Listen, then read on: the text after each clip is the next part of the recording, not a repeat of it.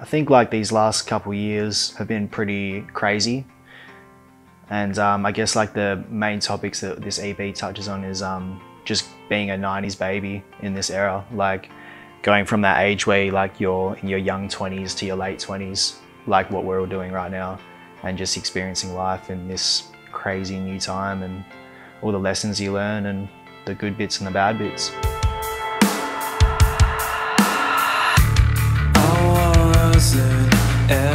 I think the 5 songs are at 5 moments ranging from like teenage years up to the present moment where something's happened that's kind of stuck in my brain and come out in that subconscious moment when I'm in the zone writing music. Generally when I'm writing songs, I'm in a bit of a tunnel vision mode, and it's not until the songs are completely finished where I can like actually go back and look at the song and see what I actually wrote about. We had a lot of time to sit down and reflect, and I think when your mind wanders, you go back to main points in your life and points that have like made an impact on who you are as a person. The core of Shangri-La really comes down to Dev and Jacko delivering the product first, and then it comes to me, and then through all my different sort of influences and inspirations, it kind of becomes what you eventually hear on the recording.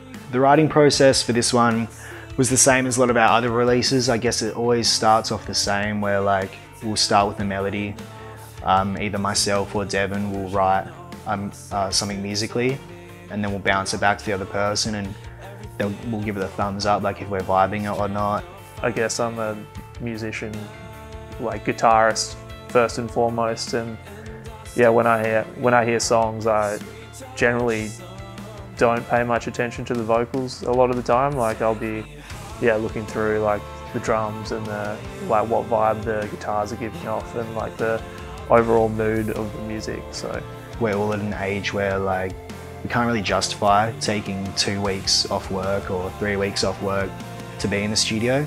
We pretty much had to do it at night time. There was like a lot of 10-hour sessions after a 10-hour day at work here in the studio with Cody Brooks, our producer / engineer. And yeah, by the time we came around to finishing, we were as excited as we were, as excited with the release as we were stoked to be getting out of the studio.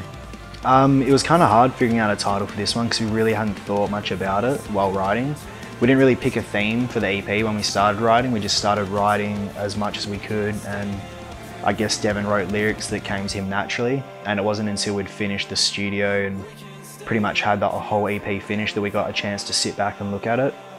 All of the tracks that are on the EP are like, now that they're together and they've all been recorded, they seem like they fit together so well, but in the demo process they were so far from each other. But yeah, Analog Youth just popped out one day, and yeah, it was like one of those things like, yeah, you know when you hear something that's going to stick, and that was one of those things that like just popped up and like, yeah, that's it. So.